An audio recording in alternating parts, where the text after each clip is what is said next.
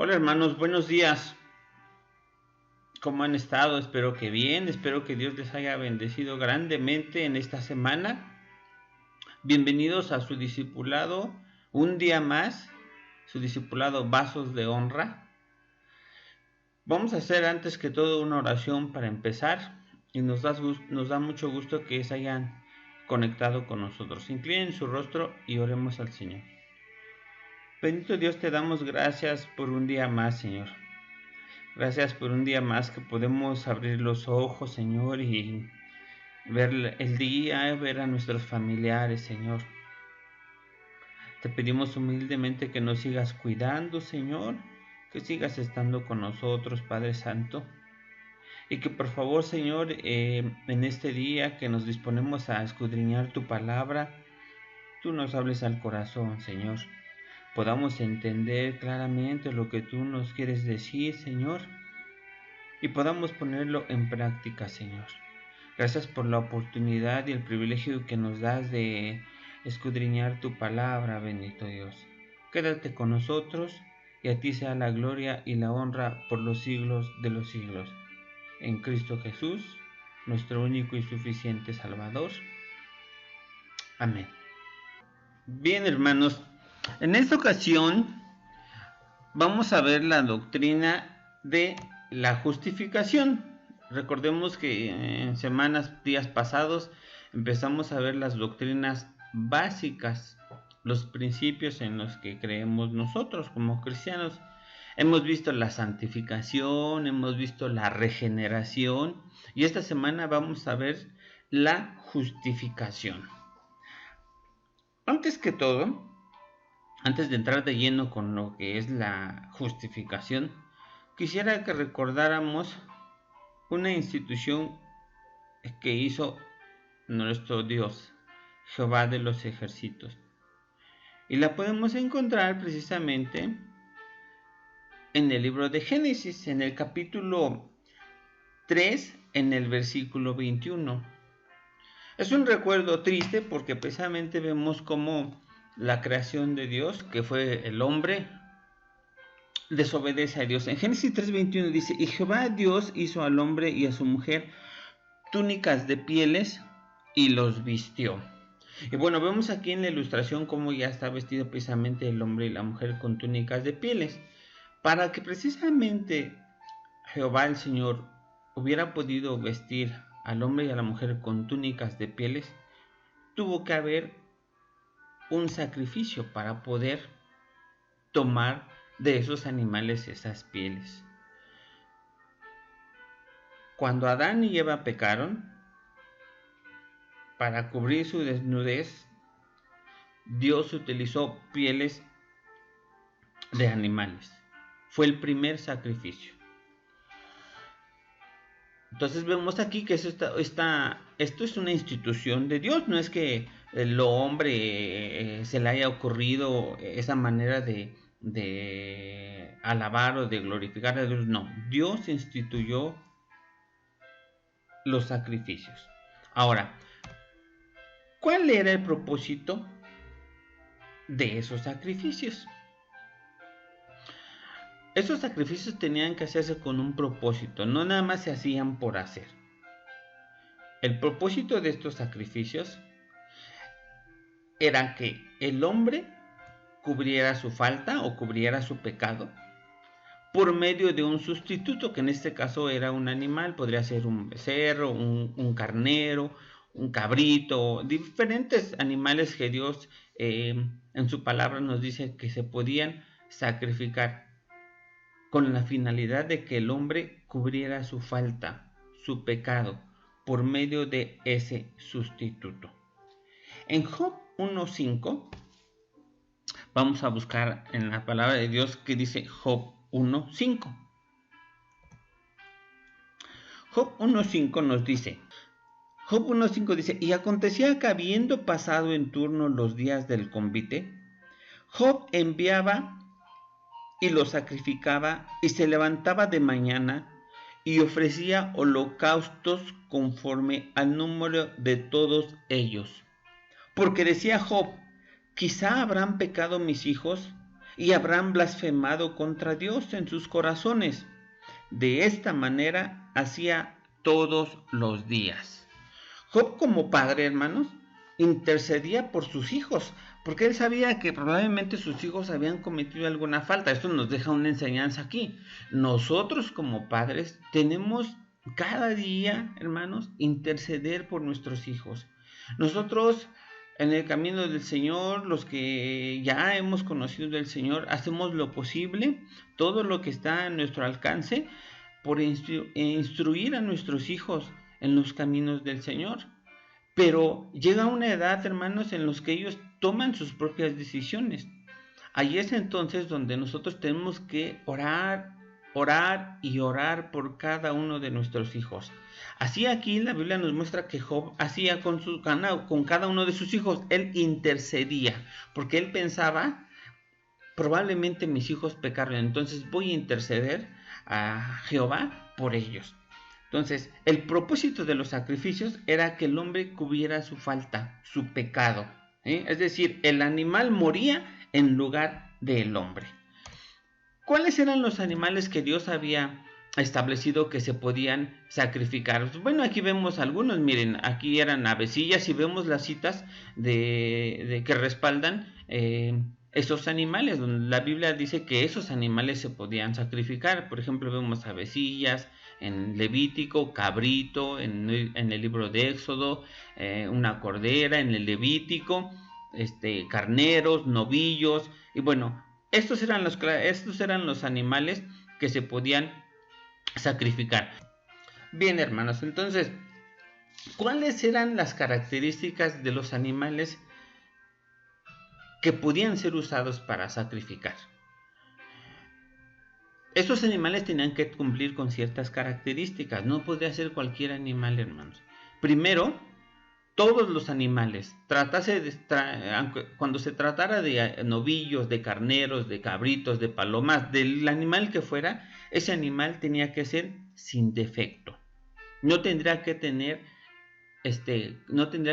así como cojito, o como que le faltaba un ojo, o como que tuviera 3 orejas o 2 pezuñas. No, ese animal tenía que ser sin defecto.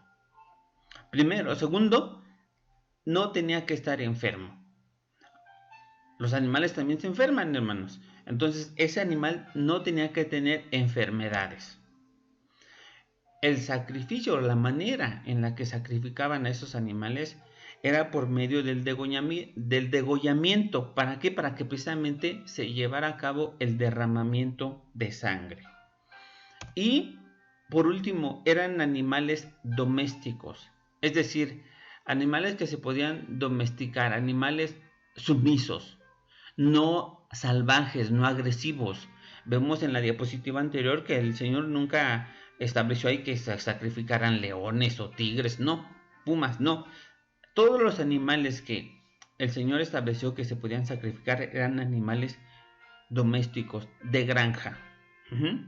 En Isaías 53, del 6 al 7, acompáñenme ahí en su Biblia, hermanos. Vamos a leer Isaías 53, versículos 6 y 7. Dice la palabra del Señor: todos nosotros nos descarriamos como ovejas, cada cual se apartó por su camino, mas Jehová cargó en él el pecado de todos nosotros.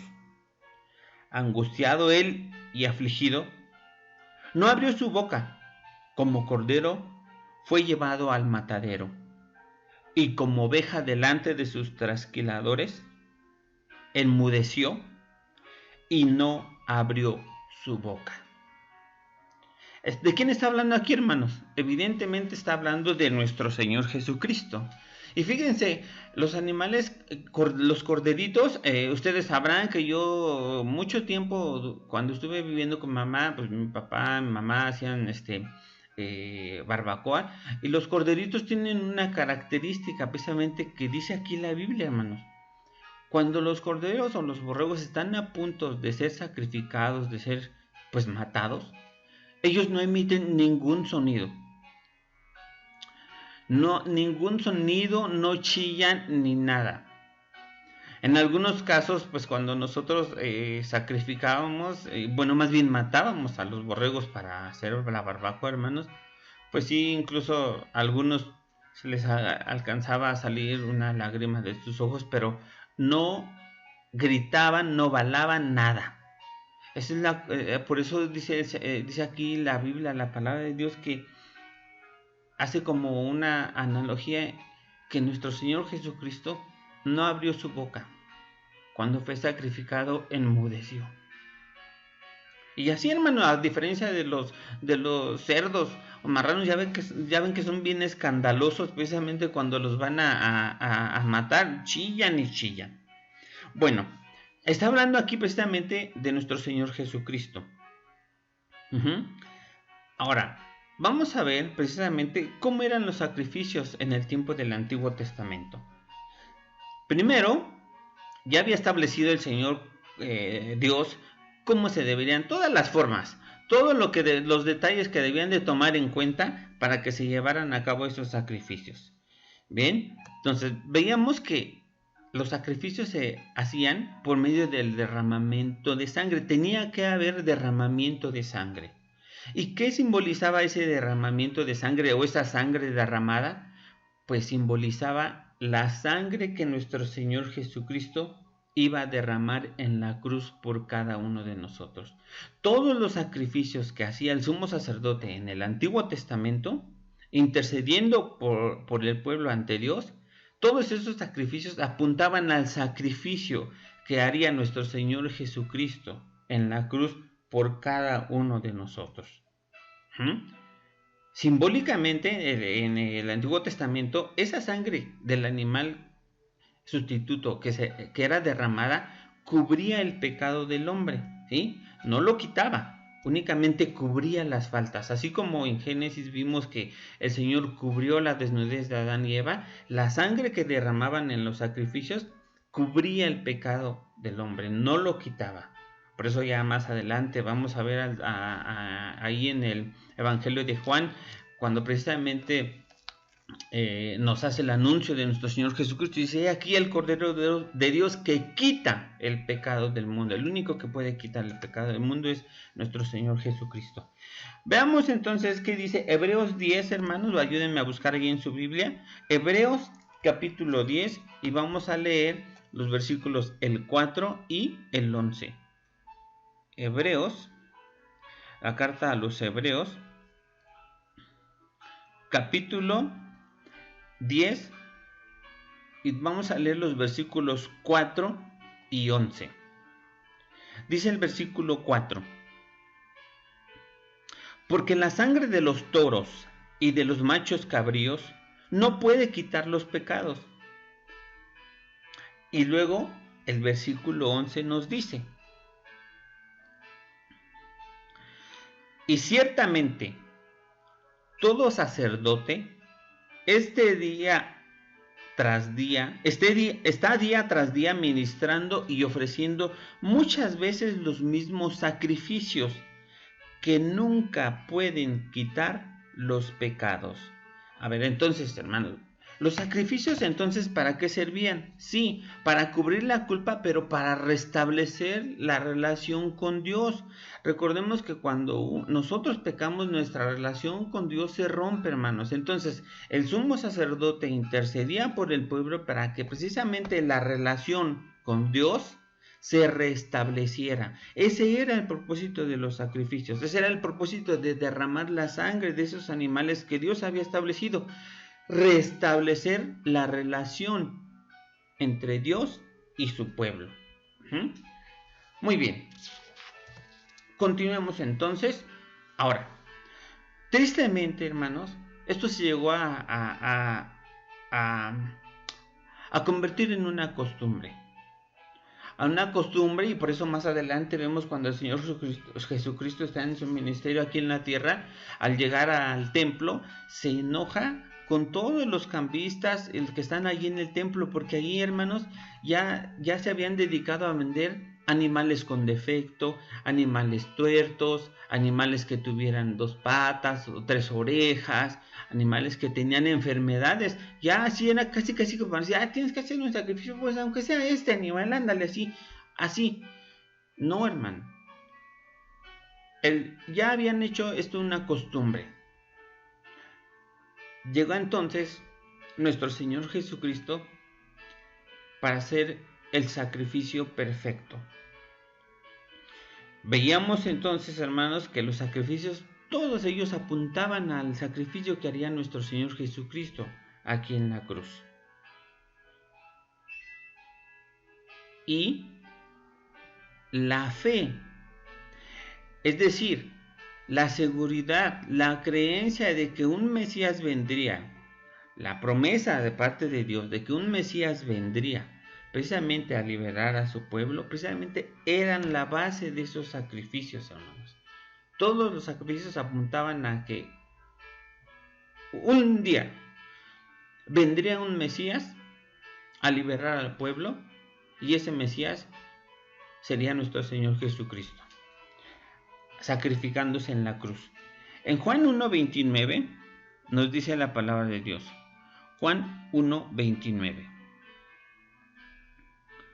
Juan capítulo 1, versículo 29. Dice la palabra de Dios: el siguiente día vino Juan a Jesús, que venía a él, y dijo: he aquí el Cordero de Dios que quita el pecado del mundo. ¿Se dan cuenta, hermanos? Aquí ya no, el sacrificio que vino a hacer nuestro Señor Jesucristo en la cruz no era nada más para cubrir nuestros pecados. Aquí la Biblia nos dice que era para quitarlos, ¿sí? Para quitarlos. Y en Hebreos también 7, 26 y 27, bueno, lo podemos ver, hermanos. Hebreos 7, vamos a ver.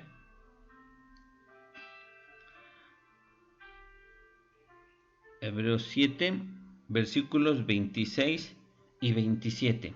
Dice: porque tal sumo sacerdote nos convenía, santo, inocente, sin mancha, apartado de los pecadores y hecho más sublime que los cielos, que no tiene necesidad cada día, como aquellos sumos sacerdotes, de ofrecer primero sacrificios por sus propios pecados y luego por los del pueblo, porque esto lo hizo una vez y para siempre, ofreciéndose a sí mismo.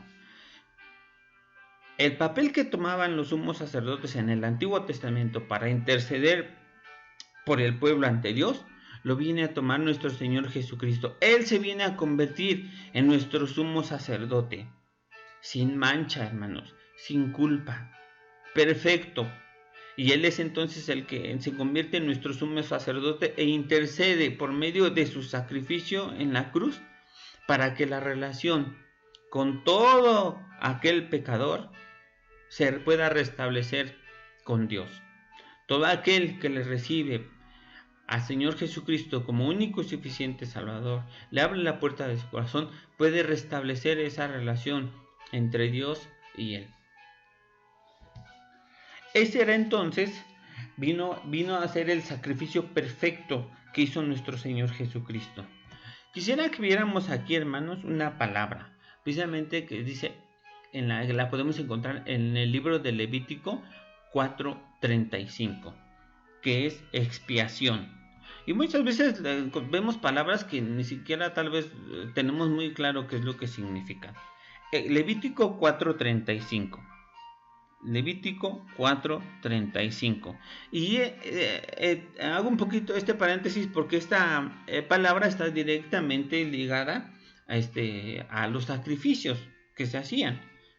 Expiación. Levítico 4:35 dice la palabra de Dios. Levítico 4:35. Dice: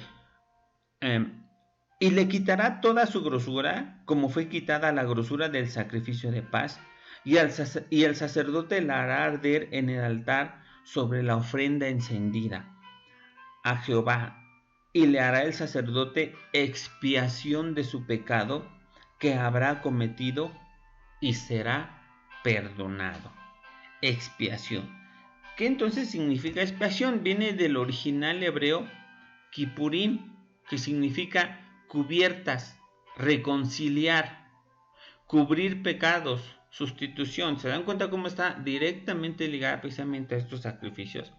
De tal manera entonces, hermanos, que podemos definir nosotros la expiación como restablecer la relación con Dios por la muerte de un sustituto, haciendo el derramamiento de sangre. Y en ese entonces, como veíamos en el Antiguo Testamento, que solo cubría la falta, pero no quitaba el pecado. Ahora, como bien lo decíamos, Dios en su amor y en su misericordia hace un cambio de lugar. Dios ve el corazón del hombre que cada día se encontraba más y más lejos de Dios. Se había hecho nada más una mera costumbre, no lo hacían con sinceridad para restablecer la comunión de Dios, nada más era como para cumplir algo, hermanos. Dios entonces en su misericordia y en su amor manda a nuestro Señor Jesucristo a tomar el lugar de esos animales para hacer el sacrificio perfecto una vez y para siempre. En Isaías capítulo 1, ayúdenme a buscar ahí, hermanos. Isaías capítulo 1, del versículo 11 al 14 nos dice: ¿Para qué me sirve, dice Jehová, la multitud de vuestros sacrificios? Hastiado estoy de holocaustos de carneros y de cebo de animales gordos. No quiero sangre de bueyes, ni de ovejas, ni de machos cabríos. ¿Quién demanda esto de vuestras manos cuando venís a presentaros delante de mí para hollar mis atrios? No me traigáis más vana ofrenda. El incienso me es abominación. Luna nueva y día de reposo. El convocar asambleas no lo puedo sufrir.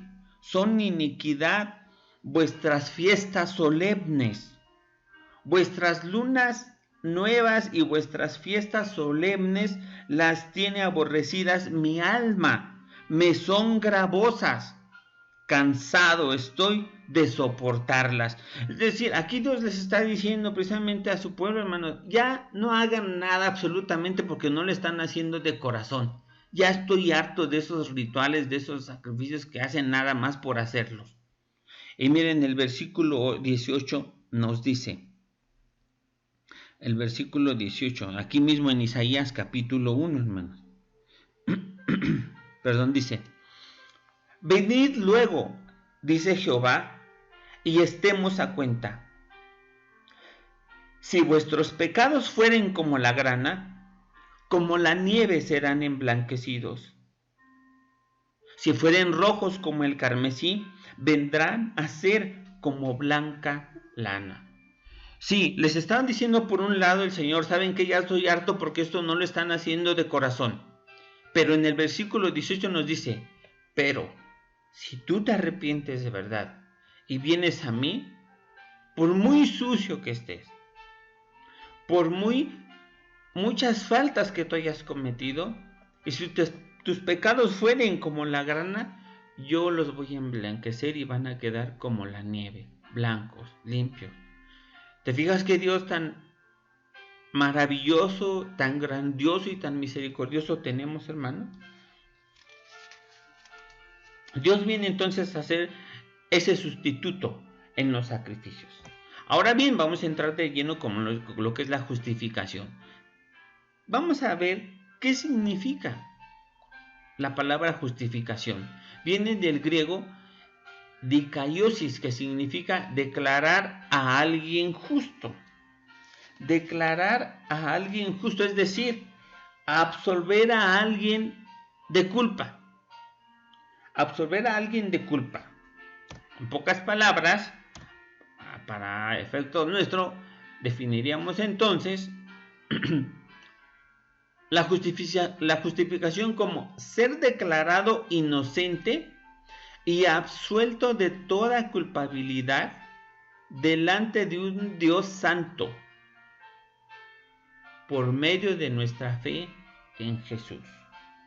Eso es lo que significa. Ahora, ¿de qué tendríamos que ser declarados inocentes, hermanos? ¿De qué tendríamos que ser absueltos? ¿Qué culpa tenemos? Bueno, pues en Romanos 3:23 lo podemos ver. Dice la palabra de Dios: por cuanto todos pecaron y están destituidos de la gloria de Dios, siendo justificados gratuitamente por su gracia, mediante la redención que es en Cristo Jesús. Aquí la Biblia nos está diciendo, hermanos, que todos hemos pecado, no hay ningún inocente, todos somos culpables de pecado. Y cuál es precisamente en Romanos también podemos verlo, Romanos en el capítulo 5, en el versículo del 8 al 9. Romanos 5, versículos 8 y 9. Dice también la palabra de Dios aquí: si bien dice que nosotros somos pecadores, que ese pecado nos separa de Dios, aquí fíjate la oportunidad que nos da Dios. Mas Dios muestra su amor para con nosotros, en que siendo aún pecadores, Cristo murió por nosotros. Pues mucho más, estando ya justificados en su sangre, por él seremos salvos de la ira. Nosotros somos justificados en medio, primeramente por su gracia, por la gracia del Señor Jesucristo, y por nuestra fe en el mismo Señor Jesucristo, que vino a morir por nosotros en la cruz, por cada uno de nosotros, por nuestros pecados. Bien, esto es lo que significa la justificación. Ahora, quisiera que precisamente retomar nuevamente esto, para que nos quede bien claro dos verdades o dos principios acerca de la justificación. El primero: nosotros éramos los culpables, hermanos, como lo acabamos de leer. Nosotros éramos los presos. Romanos 3, 10 y 11, ya habíamos leído algunos versículos, pero lo vamos a volver a leer para que nos quede claro, porque ¿de qué necesitamos ser justificados? Ya lo vimos. Romanos 3, versículos 10 y 11 nos dice la palabra de Dios: como está escrito, no hay justo ni aun uno, no hay quien entienda, no hay quien busque a Dios. ¿Se dan cuenta, hermanos? O sea, nadie puede justificarse por sí solo, porque la Biblia dice que no hay justo ni aun uno, que no hay quien busque a Dios, todos buscan hacer lo suyo. Primero, entonces, nosotros éramos los culpables, ¿sí? Nosotros éramos los presos. Y la segunda, ¿cuál es el precio? ¿Cuál es la pena? ¿Cuál es la sentencia de esa culpabilidad? ¿Cuál es el pago de ese pecado? Es la muerte. Pero no la muerte física, hermano, sino la muerte espiritual. ¿Y cuál es esa muerte espiritual? Es de estar separado eternamente de la presencia de Dios. Romanos 6:23 nos dice: porque la paga del pecado es muerte, mas la dádiva de Dios es vida eterna. ¿En quién, hermano? En Cristo Jesús, Señor nuestro. Nosotros éramos los culpables, nosotros éramos los que merecíamos la muerte, esa separación. Merecíamos morir. Nosotros éramos los que deberíamos de morir, pero nuestro Señor Jesucristo vino a tomar nuestro lugar. Él es el sustituto, como lo veíamos en una diapositiva pasada. Él fue el que vino a ser el sustituto. Nosotros fuimos los que deberíamos de haber estado en esa cruz y morir por nuestros pecados. Pero Dios, en su amor, más Dios muestra su amor para con nosotros, como lo acabamos de leer, en que siendo un pecadores, Cristo murió por nosotros. Muy bien, vamos a continuar entonces. Miren, aquí nada más retomando y reafirmando qué es esa pena de muerte. Y lo podemos ver precisamente en Mateo 25:46. Mateo 25:46 dice, Mateo 25:46, dice la palabra de Dios: e irán estos al castigo eterno y los justos a la vida eterna. Bueno, aquí está haciendo una diferencia, precisamente a que es un castigo eterno. Ese castigo eterno, de la muerte eterna que se refiere precisamente al castigo eterno, es la separación de la presencia de Dios para todos aquellos, ¿sí? Separación, es decir, irán a un lugar de sufrimiento donde no está la presencia de Dios. La palabra de Dios dice que en la presencia de Dios ya no habrá más llanto, ni más tristeza, ni más dolor, ni nada, hermanos. Pero para aquellos que no han aceptado al Señor Jesucristo como su único y suficiente Salvador, sufrirán esa muerte espiritual, esa muerte eterna, ¿sí? Esa separación en un lugar de sufrimiento. ¿Cuál es ese lugar de sufrimiento, hermanos? El infierno. Simple y sencillamente el infierno, donde sufrirán el castigo eterno. En Apocalipsis 20:15 también vemos cómo sufren ese castigo aquellos que no se han arrepentido y no aceptan al Señor Jesucristo, no lo reconocen como único y suficiente Salvador. Apocalipsis 20:15 dice la palabra de Dios: y el que no se halló inscrito en el libro de la vida fue lanzado al lago de fuego, es decir, fue separado. Nuevamente ahí nos está diciendo ahora, ¿a quién espero en Dios de verdad, hermano? Que todos los que estamos tomando este discipulado, amigo, tú si nos estás escuchando, la Biblia dice que cuando nosotros reconocemos que el Señor Jesucristo, como Hijo de Dios, vino al mundo a morir por nosotros en esa cruz, cuando nos arrepentimos, le pedimos perdón y le abrimos la puerta a nuestro corazón, pero que también creemos que al tercer día resucitó y que por medio de él tenemos la vida eterna y nos reconciliamos con Dios, dice la Biblia que nuestro nombre es inscrito en el libro de la vida.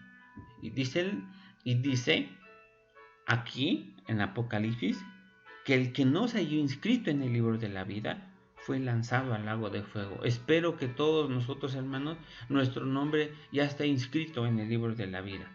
Si tú, amigo, que nos estás escuchando, ya sabes qué hacer: reconocer a Jesucristo y abrirle la puerta de tu corazón para que Él entre y tu nombre pueda ser inscrito en el libro de la vida. Bien, hermano. Y obviamente vemos nuevamente aquí el castigo, que es el lago de fuego. Vamos a continuar. El pecado tenía que pagarse, hermano. Tenía que haber un pago por ese pecado. ¿Por qué? Porque Dios es justo. Es uno de los atributos de Dios, hermanos. Dios es justo. Salmo 7:11 dice la palabra de Dios. Salmo 7:11. Ayúdenme ahí a buscar, hermanos, en su Biblia. Salmo 7:11. Dios no puede cambiar, hermanos, tampoco. Dios es inmutable, es otro de los atributos de Dios. Dios no cambia. Imagínense que tuviéramos a un Dios que a un culpable, a un pecador, sin tener que cumplir su condena o sin tener que pagar su culpa, le diera entrada al cielo, mientras que, igual que a uno que reconoció que el Señor Jesucristo vino, pues yo creo que ahí estaríamos hablando de un Dios que no tiene justo. Tú como padre, hermano, a ver, fíjate, tú como padre, le dices si tienes 2 hijos, dicen: oye, ayúdame con la comida, ¿sí? Y uno dice: ah, sí, muy bien, y es de los que siempre te están apoyando, te ayudan y hacen la comida, y el otro refunfuñando y se queda ahí en la cama. O sea, por justicia, bueno, si les habías prometido algo a los dos, pues ¿a quién les vas a cumplir primero? ¿No? Pues al que te ayudó, al que te apoyó, no al desobediente. Entonces, vamos a ver qué dice Salmo 7:11, hermano. Salmo 7:11. Dice la palabra de Dios: Dios es juez justo y Dios está airado contra el impío todos los días. Es decir, Dios está enojado contra el impío. ¿Quién es el impío? Pues todo aquel que vive en pecado, todo el pecador, hermano, ¿sí? Todos los días. Ahora, ¿puede Dios dejar de ser lo que es? No, por supuesto que no, porque Dios es un Dios inmutable que no cambia. Por siempre es el mismo. Eternamente ha sido y será el mismo Dios. Entonces Dios no puede dejar de ser justo. En Malaquías 3:6 nos dice: porque yo Jehová no cambio. Por esto, hijos de Jacob, no habéis sido consumidos. Bien, miren, hermanos, Dios es un Dios justo, y en su justicia santa tiene que haber un precio a pagar por ese pecado.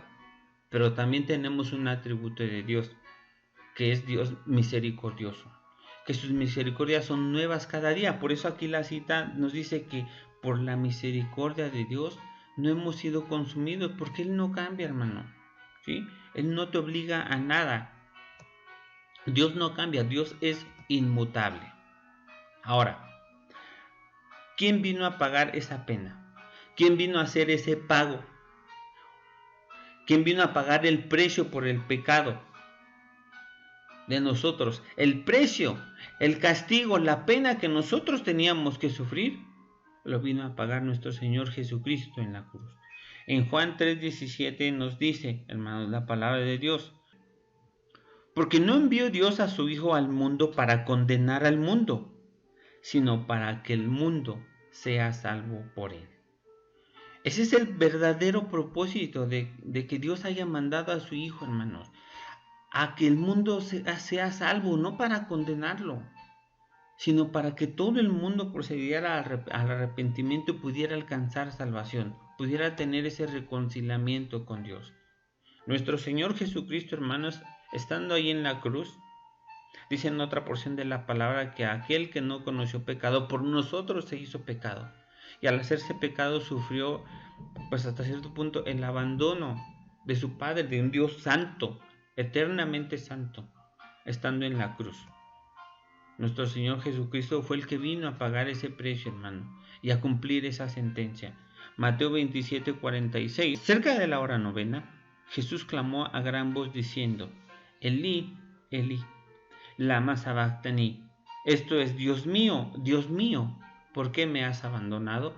Y bueno, pues ya en este culto de las 7 palabras pasado que tuvimos en el mes de abril, ya pudiste ver tú esta palabra, hermano. ¿Qué era lo que significaba? ¿Qué era lo que estaba sucediendo?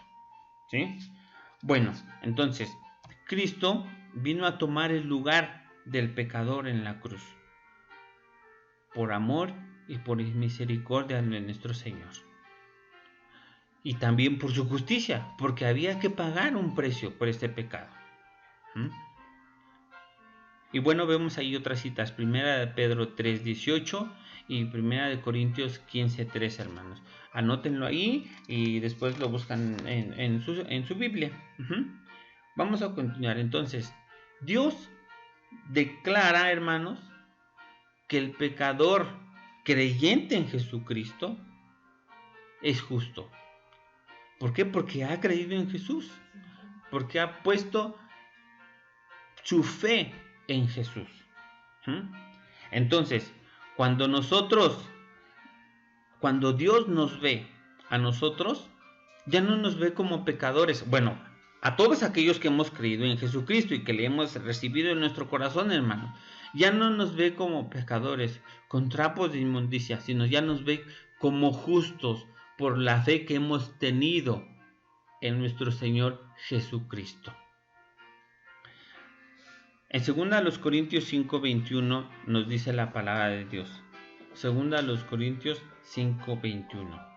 Es decir, el Señor ya nos ve sin culpa, sin la culpa de ese pecado, hermanos.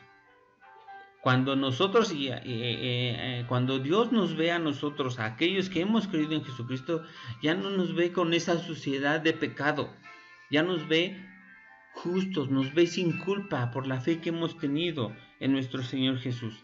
2 Corintios 5:21. Al que no conoció pecado, por nosotros lo hizo pecado, para que nosotros fuésemos hechos justicia de Dios en él. Ya no somos pecadores culpables, hermanos.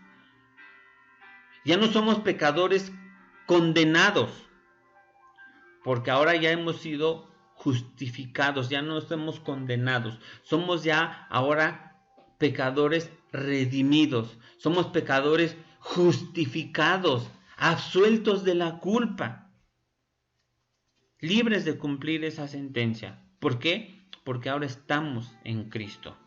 Sí, nuestra naturaleza pecadora sigue estando ahí, hermanos. Por eso Dios nos manda a vivir en santidad, a buscar siempre las cosas del Espíritu. Ya lo vimos en la clase de la santificación, ¿sí?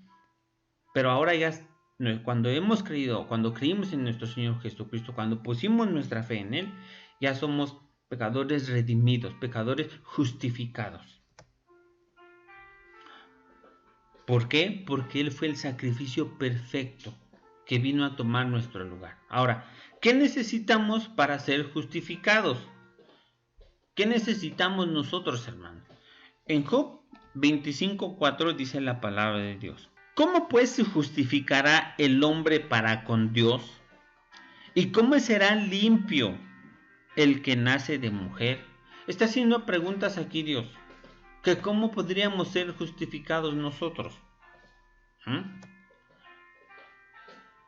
Primero, nosotros hemos sido justificados, hermanos, única y exclusivamente por su gracia. No porque lo mereciéramos. Nosotros no podemos hacer nada, no podíamos hacer nada, hermanos, para justificarnos delante de Dios. Él nos justificó por su gracia infinita.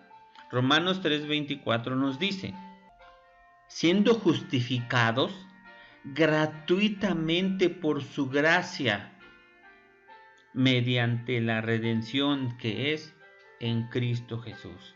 ¿Te das cuenta, hermano? Es gratuita. La justificación que tú puedes recibir de parte de Dios es gratuita. Y bueno, también vemos ahí otra cita de Tito 2, en capítulo 2, versículos del 11 al 4. Por tiempo, ahí tú me ayudas a buscarlo en tu hogar y la analizas, ¿sí? ¿Qué más necesitamos ser justificados? Para ser justificados, fe en nuestro Señor Jesucristo. Fe, creer en nuestro Señor Jesucristo, en lo que vino a ser, que es el Hijo de Dios, que encarnó, que vino a este mundo, que murió en esa cruz, que derramó su sangre para quitar nuestros pecados, pero que al tercer día resucitó y hoy está a la diestra del Padre. Nuestra fe en Jesucristo necesitamos para ser justificados. Romanos 3:28. Concluimos pues que el hombre es justificado por fe, sin las obras de la ley. Aquí la palabra de Dios es bien clara, hermano. Somos justificados por fe. ¿En quién o en qué? En nuestro Señor Jesucristo. Hemos sido también justificados por su sangre, hermanos. En Romanos 5:9, por ese derramamiento que el Señor Jesucristo hizo en la cruz de su sangre, nosotros fuimos justificados. Romanos 5:9 dice: pues mucho más, estando ya justificados en su sangre, por él seremos salvos de la ira. ¿Cómo puedo entonces yo, hermano, saber que he sido justificado o que estoy justificado? Si tú ya le has abierto la puerta de tu corazón al Señor Jesucristo, hermano, tú ya has sido justificado. Porque no nada más es creer, déjame te digo, no nada más es creer. La Biblia dice que también los demonios creen y tiemblan. Hay dos requisitos que se tienen que cumplir: creer en el Señor Jesucristo y abrirle la puerta de tu corazón para aceptarle como Salvador, único y suficiente Salvador. Arrepentirte de todo desde lo más profundo de tu corazón, pedirle perdón al Señor Jesucristo y que entre a tu vida. En Hechos 13:39 nos dice la palabra de Dios: y que de todo aquello de que por la ley de Moisés no pudisteis ser justificados, en él es justificado todo aquel que cree. ¿Te das cuenta, hermano? Aquí no hay alguien, Dios no elige, sino aquí dice: todo aquel que cree es justificado, sin hacer acepción de personas, hermano. Ni posición económica, ni raza, nada. Todo aquel que cree en el Señor Jesucristo es justificado. Ahora, hermano, quisiera precisamente concluir con esto. Nuestro discipulado se llama vasos de honra, ¿sí? Ayúdame a buscar Primera de Juan 2. Primera de Juan, hermano, capítulo 2. Primera de Juan, capítulo 2. Y vamos a leer el versículo 1 y después vamos a leer el 6. Si tú quieres ser, hermano, un vaso o un instrumento en las manos del Señor, tienes que hacer lo que dice aquí. Primera de Juan 2, versículo 1 dice: hijitos míos, estas cosas os escribo para que no pequéis. Y si alguno hubiere pecado, abogado tenemos para con el Padre, a Jesucristo el justo. Aquí nos está diciendo, hermanos, que nuestro Señor Jesucristo fue quien vino a abogar entre Dios y nosotros. Fue quien vino a absolvernos de toda culpabilidad. Fue quien vino a justificarnos, hermano. En el versículo 6 dice la palabra de Dios, ahí mismo en Primera de Juan: el que dice que permanece en él debe andar como él anduvo. Si tú dices, hermano, que eres cristiano, que has creído en Cristo, que le has recibido como único y suficiente Salvador, la Biblia nos dice qué es lo que tenemos que dejar de hacer. Ya lo vimos nuevamente, te recuerdo, en la clase de la santificación.